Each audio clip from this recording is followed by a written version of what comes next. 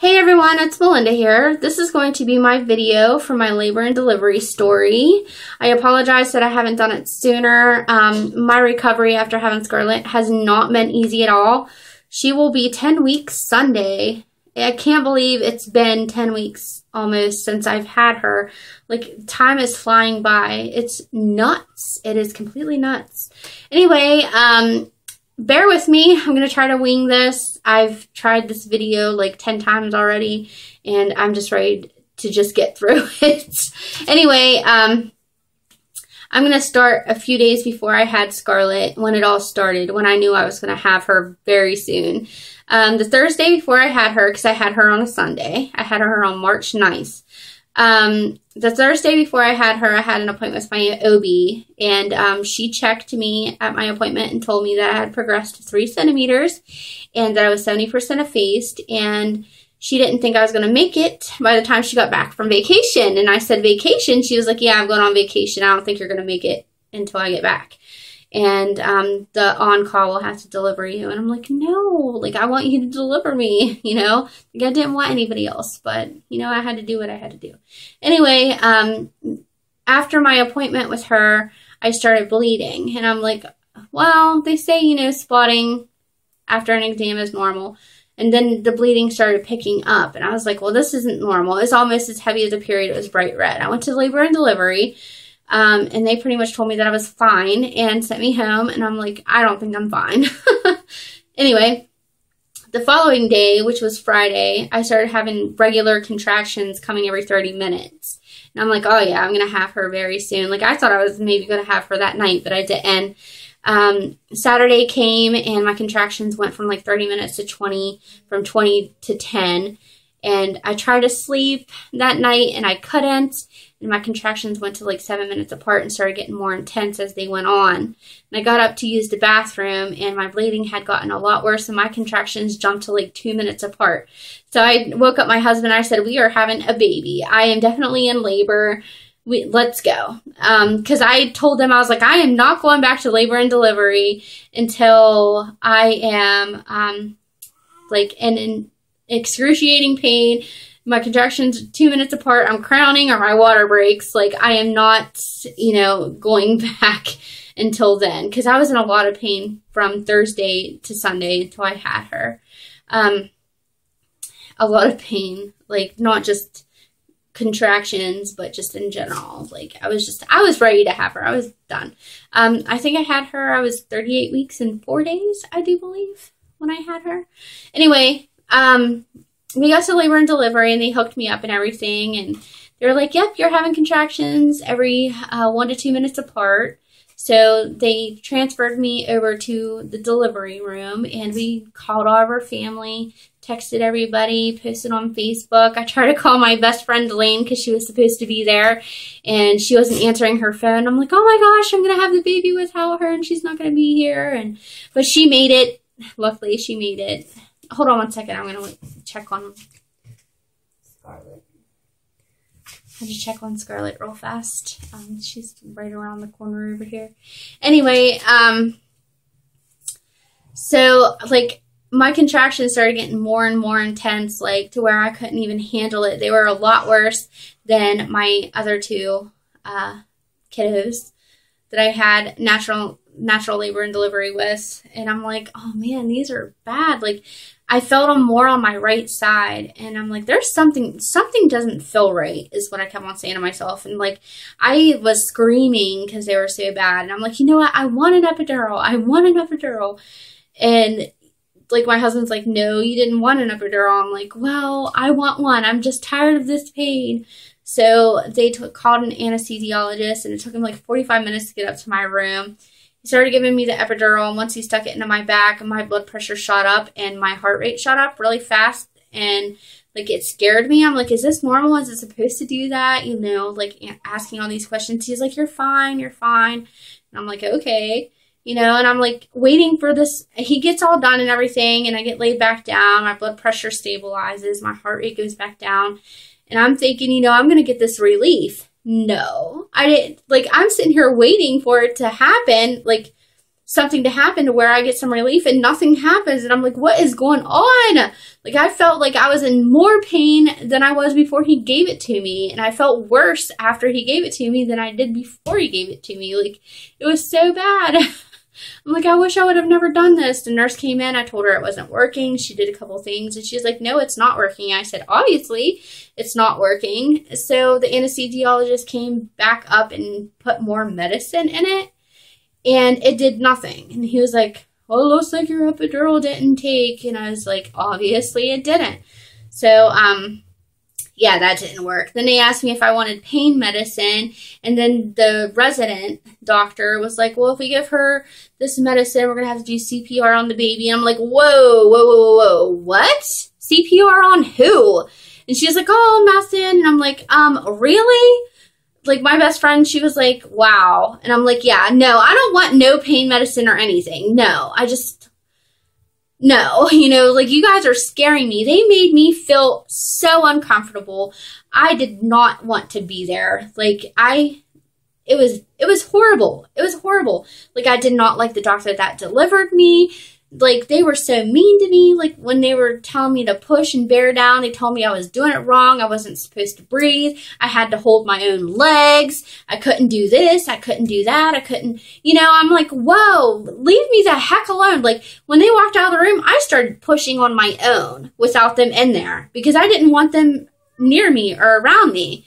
Hold on, I gotta check on Scarlett again. Like, I just wanted them to just leave and I'll deliver my own baby. That's how upset I was, like, at that point.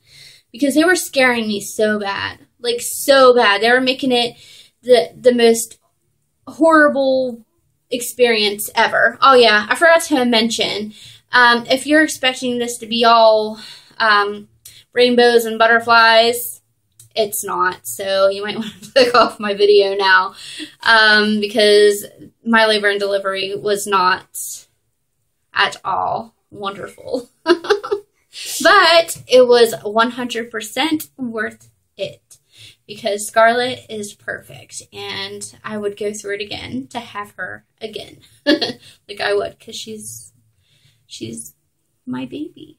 I love all three of my kids. They're great. Anyway, now that I have that out of the way,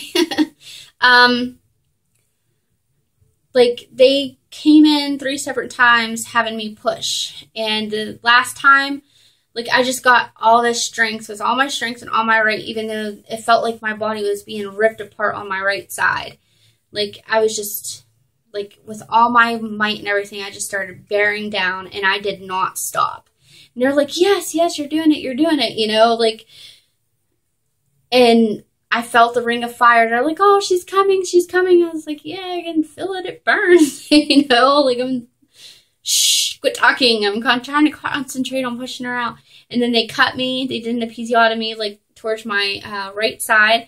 And the reason why I was in so much pain is because Scarlett came out crooked.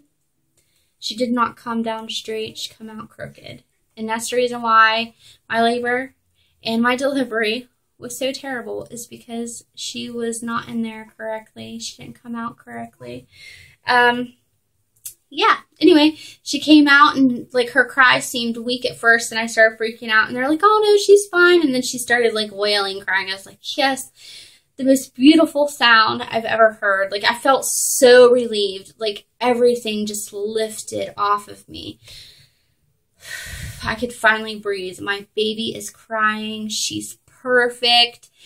She's in my arms. I feel so much better. Everything's over. Everything's done. Like, I just felt immediate relief. I had this biggest smile on my face, and I was just so upbeat and so happy because it was just finally over. And I had my baby girl, and everything went okay. Nobody died. You know, like, I was just so afraid I was going to die because I was in so much pain. Anyway,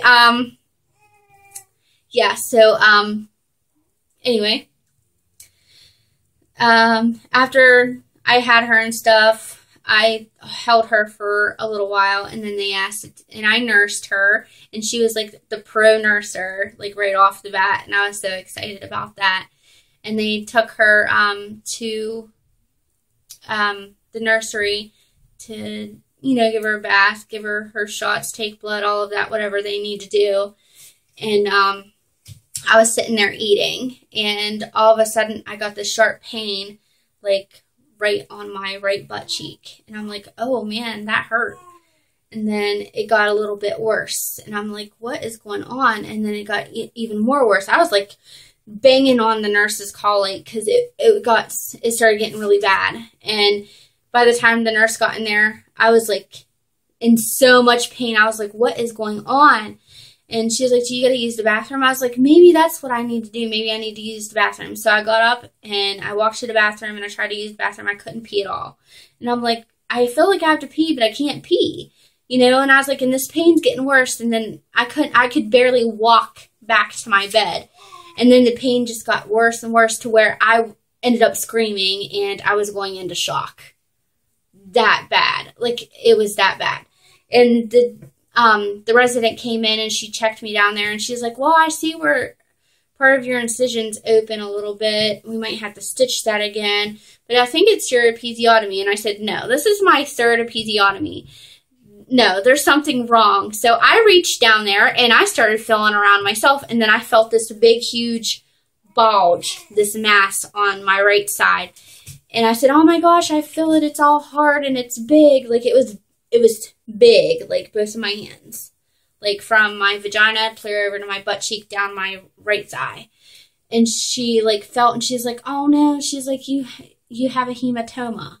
And I said, what is that? Like, I've never heard of it. I never knew it could happen. I had no idea. And the doctor came in that delivered me, and she's like, oh yeah, she's got a hematoma.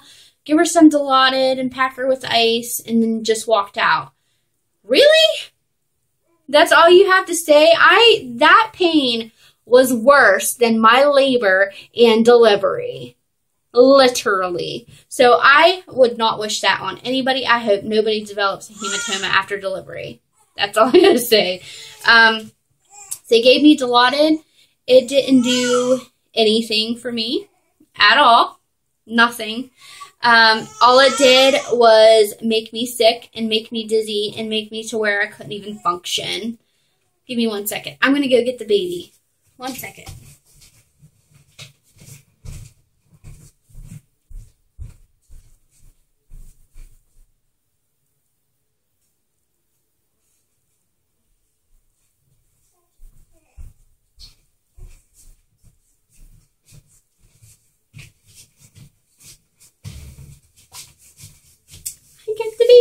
Sorry. Say hi.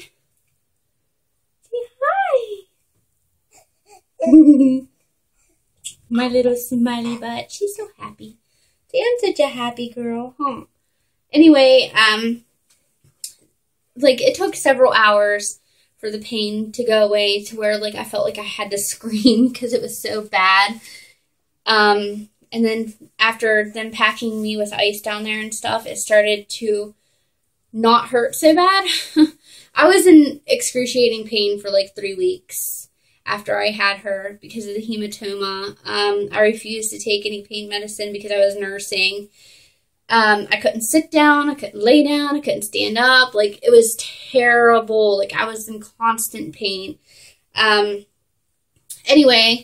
I was doing okay while I was there in a hospital. I ended up getting the stupid stomach flu after I had her too. I'm like, man, if it's not one thing, it's another. Like, all this bad luck I was having. Like, I don't know what I did to deserve all that, man. Let me tell you. Anyway, they wanted to keep me another day, but I told them I wanted to go home because I couldn't sleep or anything there. And I was just so tired and I just wanted to go home.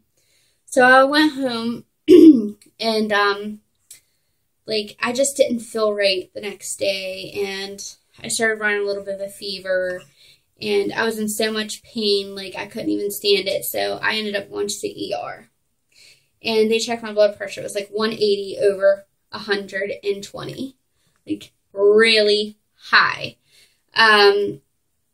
They gave me pain medicine while I was there, and they told me my magnesium levels were low, and they gave me magnesium.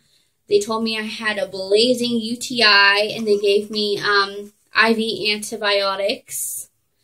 And like, yeah, one thing after the other. It was not pleasant. Now you guys are seeing why, like, I've just had so much going on. Anyway, so, they sent me home, and I was taking an antibiotic, and I was taking, like, Tylenol for the pain. Like, I didn't want to take, the Percocets and stuff that they had given me, because I was nursing. Anyway, I started feeling a little bit better, but I just still felt, like, really off and stuff. So I went and seen Dr. Coleman, who is my OB, and my blood pressure was high there. It was like 160 over 110 or something like that. So they monitored my blood pressure for a couple more days, and my blood pressure stayed high. So they ended up putting me on blood pressure medication. It's called Methyldopa or Altamet, and I was on that for 3 times a day, and my blood pressure was still staying at like 150 over 110, and they were like, it's still too high, so they increased it to 4 times a day. And then I ended up developing orthostatic hypertension, where when I sat down and stuff, my blood pressure was high, but as soon as I stood up, my blood pressure went really low, my heart rate went up real high, and I almost passed out. Like, every time. It was terrible. I couldn't even get out of bed, like, at all. So they decreased it to 3 times a day again, and they even tried me on another blood pressure medication, which I had a very severe reaction to and ended up in the ER, and I'm not allowed to take that anymore. It was called Labetalol. Yeah, I can't take that anymore. Anyway, my blood pressure started coming down a little bit on its own. On a 3 times a day, it was staying at like 140, 150 over 90, 100. And sometimes it would spike to 180 over 120 again, like it wasn't really keeping it low. But it started slowly decreasing itself, and then I went to, finally it started like staying at like 110 over 70 or something, so they decreased my dosage to 2 times a day. And I'm still on it 2 times a day, and my blood pressure runs like 130 over 80. Sometimes it goes to like 105 over 60, like that low. So they're thinking that I'm going to be, like I'm going to be able to wean off of blood pressure medication completely here soon. Like, I'll be 10 weeks postpartum on Sunday, and my blood pressure is starting to stabilize, and I'm so happy about that. So happy about that, because I was so worried about my blood pressure. Like, it was scary. Like, I never had blood pressure issues before pregnancy, during pregnancy. Like, it just popped up out of nowhere. It was very scary. They told me it was pretty much postpartum related. I had a very traumatic labor and delivery, and recovery afterwards, and like it was just postpartum induced blood pressure. But I'm still on medication twice a day, and I should be able to wean off of it soon, hopefully. And then I was having problems with my heart. Like, my resting would be like 40, and then when I would stand up, my pulse would go to like 110, 120. So I started seeing a cardiologist, and I go on the 10th to have a echo stress test done. So I'll be doing that soon. They had me wear a 24-hour Holter monitor, and I did have a lot of premature beats or palpitations or whatever you want to call it. I had a couple supraventricular things going on. So they want to check they said that they were benign, but they want to check and make sure there's no underlying cause causing them, because I have them frequently, and I shouldn't be having them like that.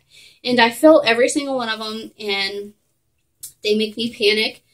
Like, my anxiety got extremely bad after I had Scarlett. Like, I thought it was bad during pregnancy. No, after it was 10 times worse. And I think it was because of, like, everything that happened. You know, I had her, I got a really bad UTI, I had a hematoma, like, I had all these things happen. I developed a stomach flu, and, like, My magnesium was low. My blood pressure shot up. Like, all this stuff. Like, it was crazy. But I'm doing a lot better now.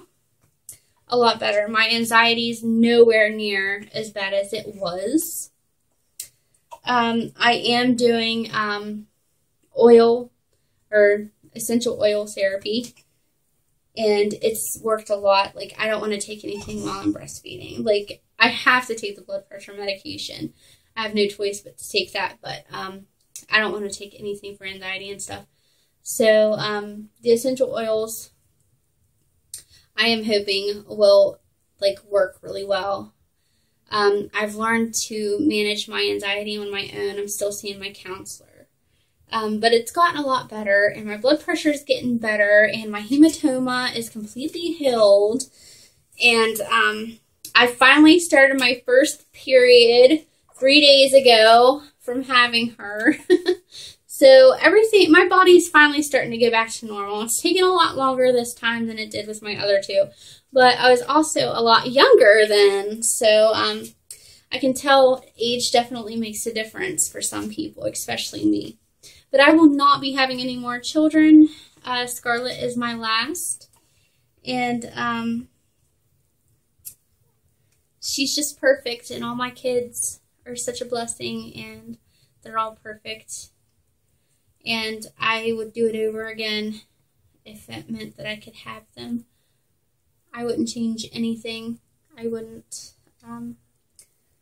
Pregnancy and delivery and bringing a child into this world is a great gift. And I pray for everyone to have that gift. I really do, every day. But that is my labor and delivery story. I hope I didn't leave anything out. I'm sure I did. But yeah, the next video I'm going to do a postpartum update on me and Scarlett.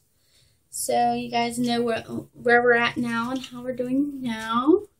And how much I weigh now, which is a lot less than I did before I was even pregnant, which I'm happy about. I'm going on a weight loss program and stuff, so I want to talk about that. But yeah, I will see you guys next time. I hope you enjoy. Bye.